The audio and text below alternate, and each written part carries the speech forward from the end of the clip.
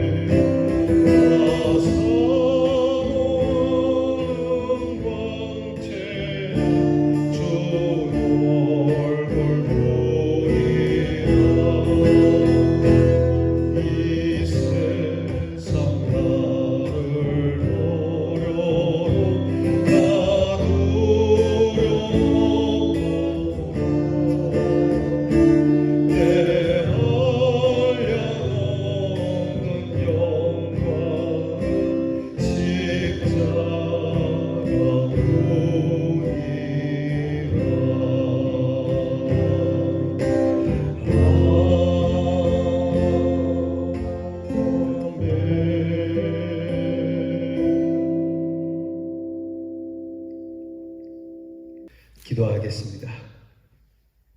주님, 왜 이렇게 고단하지요? 주님처럼 십자가를 진 것도 아닌데 왜 이렇게 우리들의 인생의 짐은 무겁죠? 왜 우리들에게는 이처럼 쉼이 없죠? 이런 저희들을 불쌍히 여겨주시고 수고하고 무거운 짐진 자 내게로 와서 쉬라고 말씀하신 주님, 부족한 저희들의 인생, 흠 많고 무거운 우리들의 인생, 이 짐 이대로 들고 주님 앞에 나와 풀어놓습니다. 주께서 우리의 짐을 맡아주시고 우리에게 쉼을 주시기에 주께서 주시는 쉼을 받으려고 이 새벽에도 달려나와 주 앞에 엎드립니다. 우리의 눈을 열어서 십자가를 보며 우리를 위해 고난당하신 주님 얼굴이 보이게 하시고 주님의 형상을 볼 때에 내 마음이 찔림받아서 주의 사랑 감당 못하여 감격하여 흘리는 눈물 속에 우리의 세상의 짐이 하나님 떠내려가게 하여 주시옵소서. 주의 십자가 이 아래에 하나님의 은혜와 능력이 있으니 주님, 이 주님의 십자가 앞에서 힘을 얻어서 오늘을 살게 하시고 주님 부르시는 날까지 힘있게 살아가는 대연의 성도들이 되게 해 주시옵소서. 이 세상이 우리를 버릴지라도 두려움 없이 사는 하나님의 사람 되게 하여 주옵소서. 오직 십자가의 영광을 바라보며 다시 세상 짐은 내려놓고 주님이 우리에게 맡겨주신 십자가를 들고 일어나는 십자가의 군병이 되게 해 주시옵소서. 이제 이 한 주를 다시금 시작합니다. 지난주보다 힘있게 하시고 지난주보다 모든 일이 은혜로 풀리게 하시고 지난주보다 우리의 믿음이 강건하여져서 이 한 주에는 하나님이 주시는 큰 은혜에 대한 우리의 감사의 고백이 있도록 도우시옵소서. 오늘도 우리 사랑하는 성도들의 가정을 지켜주시고 십자가 그늘 아래로 모아주시고 하나님께서 안식을 주시옵소서. 우리의 자녀들에게도 안식을 주시고 병든 우리의 성도들에게도 안식을 주시고 우리 모든 성도들이 주의 은혜 안에 이 한 주 동안 평안함으로 매일매일을 안식일처럼 거룩하게 그리고 평안하게 살게 하옵소서. 예수님 이름으로 감사하며 기도하옵나이다. 아멘. 오늘 우리가 함께 묵상할 말씀은 역대상 9장 1절로부터 13절 말씀입니다. 역대상 9장 1절로부터 13절 말씀 저와 함께 같이 봉독하겠습니다. 온 이스라엘이 그 계보대로 계수되어 그들은 이스라엘 왕조실록에 기록되니라.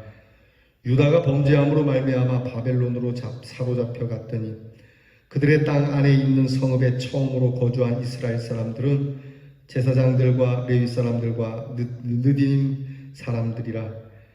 유다 자손과 베냐민 자손과 에브라임과 므낫세 자손 중에서 예루살렘에 거주한 자는 유다의 아들 베레스 자손 중에 우대이니 그는 암미우스의 아들이요 오므리의 손자요 이므리의 증손이요 바니의 현손이며 실로 사람 중에서는 맏아들 아사야와 그의 아들들이요 세라 자손 중에는 여우엘과 그 형제 690명이요 베냐민 자손 중에서는 하스누아의 증손 호다위아의 손자 무슬람의 아들 살루요 여로함의 아들 이브느야와 미그리의 손자 우시의 아들 엘라요 이브니아의 증손 루엘의 손자 스바다의 아들 무술람이요 또 그의 형제들이라. 그들의 계보대로 계수하면 956명이니 다 종족의 가문의 우두머리들이더라. 제사장 중에서는 여다야와 여호야립과 야긴과 하나님의 성전을 맡은 자 아사랴이니 그는 힐기야의 아들이요 무슬람의 손자요 사독의 증손이요 무라요스의 현손이요 아이두베의 오대손이며 또 아다야이니 그는 여로함의 아들이요 바스훌의 손자요 말기야의 증손이며 또 마아세니 그는 아디엘의 아들이요 야세라의 손자요 무슬람의 증손이요 무실레밋의 현손이요 임멜의 오대손이며 또 그의 형제들이니 종족의 가문의 우두머리라. 하나님의 성전의 임무를 수행할 힘 있는 자는 모두 1760명이더라. 아멘. 오늘 우리가 읽은 9장 1절의 전반부에는 포로 생활에서 돌아온 이스라엘 백성들 그리고 그 중에서 예루살렘에 정착한 제사장들 그들의 이름이 나타나고 있습니다. 그리고 내일 볼 말씀에는 예루살렘에 정착한 레위 사람들과 또 회막 문지기들 이렇게 예루살렘에 다시 돌아와서 정착한 사람들에 대한 계보를 잠시 다루고 넘어가게 됩니다. 이스라엘 역사가 아담으로부터 시작되고 다윗 왕조를 이루어서 진행되다가 분열돼서 남과 북으로 나뉜 후에 남북 이스라엘 그리고 유다 혼돈된 왕조 속에서 멸망하게 되고 이들은 가문을 이어가지만 결국은 멸망하게 되고 역대기는 이제 한 왕조의 가문이 아닌 그저 역사적으로 이스라엘의 전체적인 입장에서 다윗 왕조를 부각시키면서 계보를 밝히고 있습니다. 그리고 오늘 성경 말씀 포로 이후에 간단하게 계보를 언급하고 있습니다. 오늘 성경 말씀에서 우리가 묵상할 주제를 찾는다면 오늘 말씀 가운데 멸망의 원인이 무엇인가 라고 하는 겁니다. 오늘 말씀 9장 1절에 보면 유다가 범죄함으로 말미암아 이런 말이 있습니다. 유다가 범죄함으로 말미암아 바벨론으로 사로잡혀 갔다.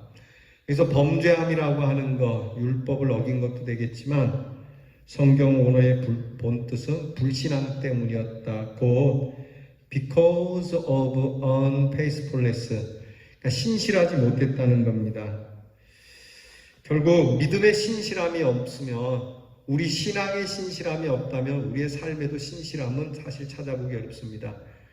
양심의 털이 나고서야 무슨 삶에 신실함이 있겠습니까? 영의 신실함이 없다면 양심에 무슨 신실함이 있겠습니까? 그래서 오늘 성경은 유다가 신실하지 못하여 심판을 받게 되었다. 재앙을 만나게 되었다. 불신앙에 대한 심판의 결과로 바벨론에 사로잡혀갔음을 오늘 성경은 그렇게 고발하고 있습니다.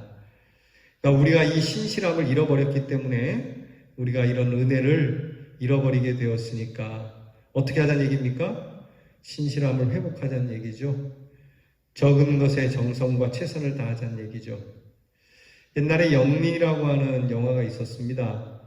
우리나라 조선 왕조 시대에 있었던, 영종조 시대에 있었던 그 과정 속에 있는 그런 왕에 대한 이야기인데, 그 영린이라고 하는 영화의 대사 가운데 중용 23편에 대한 이야기가 나옵니다. 중용 23편에 보면은 무릇 작은 것에 최선을 다하는 자가 세상을 가지게 된다라고 하는 가르침이죠. 그러니까 세상을 변화시키려고 하면 작은 것에서부터 정성을 다해야 된다. 성경의 가르침과 같습니다. 성경은 말씀합니다. 예수님께서 말씀하죠. 작은 일에 충성하는 자가 큰 것에도 충성을 한다. 그러니까 이 작은 것이라고 하는 것, 보이지 않는 것, 결코 작지만 작은 게 아니죠. 우리가 볼 때는 별것 아니라고 생각하지만 별게 아닌 게 아니라는 거예요.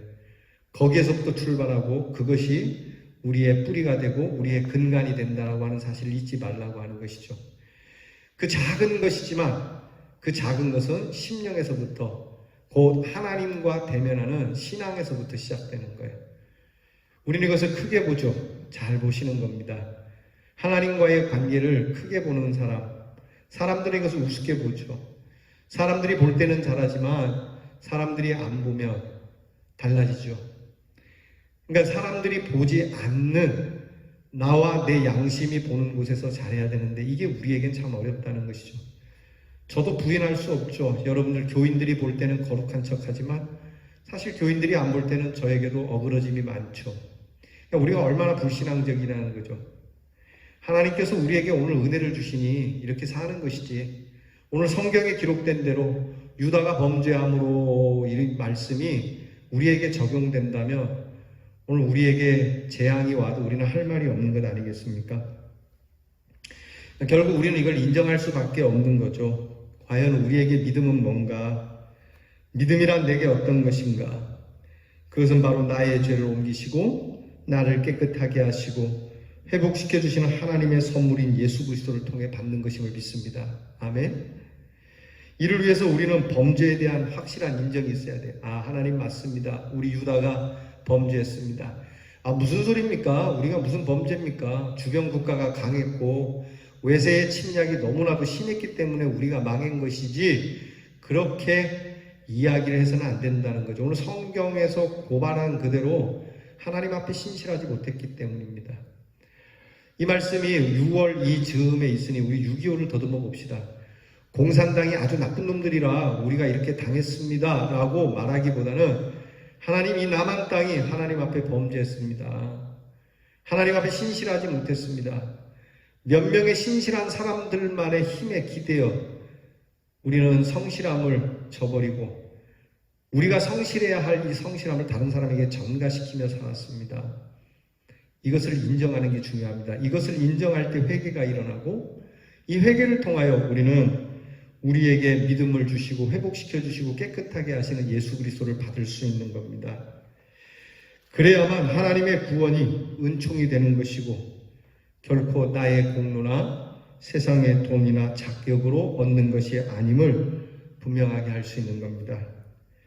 사랑하는 성도 여러분, 우리의 믿음의 결과는 믿는 자는 영생을 가졌다는, 믿는 자는 심판에 이르지 아니하고 사망에 이르지 아니하고 생명으로 옮겼다고 하는 이 말씀을 받아들이는 그 결과를 우리는 가지고 살아야 합니다. 하지만 이러한 믿음의 은총을 은총되지 못하게 하는 방해 요인도 만만치는 않죠. 그것은 우리가 이스라엘 백성들처럼 자꾸만 거듭 죄를 짓는 것이죠. 하나님을 향한 열정이 식어지고 믿음에 대한 확신이 없이 받은 축복을 바르게 쓰지 못한 결과, 구별된 성도로서 성도의 의식을 저버리게 되면 우리는 오늘 이스라엘 백성들이 범죄함으로 말미암아 바벨론으로 사로잡혀갔다는 이 말을 다시 기록해야 하는 비참한 인생이 될 수 있습니다. 우리는 오늘 말씀 가운데 여러 이름, 그들이 정착한 사람들이 누군지는 몰라도 하나님 앞에서 우리는 이러한 문구가 쓰여지는 인생이 되지 않기를, 오히려 뒤집어서 유다가 하나님 앞에 신실하였더니 하나님께 복을 받았더라 라고 하는 이 말씀으로 쓰여질 수 있기를 바랍니다. 다시 한번 상고해 봅시다. 그들이 범죄함으로 말미암아일 것이냐, 그들이 신실함으로 말미암아일 것이냐, 이 두 가운데서 여러분 우리가 무엇을 선택해야 할지 오늘 하나님 앞에 약속하고 결단하고 돌아갈 수 있기를 바랍니다. 기도하겠습니다. 하나님, 신실할 것이냐 아니면 범죄할 것이냐 모르는 게 아닙니다. 그런데 우리는 자꾸만 신실함을 선택해야 함에도 신실치 않음을 선택하는 일이 너무나도 빠르고 쉽습니다. 이처럼 우리는 간사하고 연약한 사람들임을 먼저 고백합니다. 그러므로 도와주시옵소서. 주님, 이 연약한 마음을 도와주시옵소서. 이 불충한 마음을 붙잡아 주시옵소서. 성령으로 충만하게 하셔서 오늘 유다가 범죄함으로 말미암아 바벨론으로 사로잡혀갔다는 이 엄청난 비참함의 글이 우리와는 상관이 없게 하시고, 오히려 우리가 하나님 앞에 신실함으로 말미암아 사로잡혀갔던 자들이 돌아오며 하나님의 영광으로 번영하고 번성했다라고 하는 아름다운 문구가 우리들의 일기에 쓰여지게 해 주시옵소서. 예수님 이름으로 기도하오나이다. 아멘. 하늘에 계신 우리 아버지여, 이름이 거룩히 여김을 받으시오며 나라가 임하옵시며 뜻이 하늘에서 이루어진 것 같이 땅에서도 이루어지이다. 오늘날 우리에게 일용할 양식을 주옵시고 우리가 우리에게 죄 지은 자를 사하여 준 것 같이 우리 죄를 사하여 주옵시고 우리를 시험에 들게 하지 마옵시고 다만 악에서 구하옵소서. 대개 나라와 권세와 영광이 아버지께 영원히 있사오나이다. 아멘.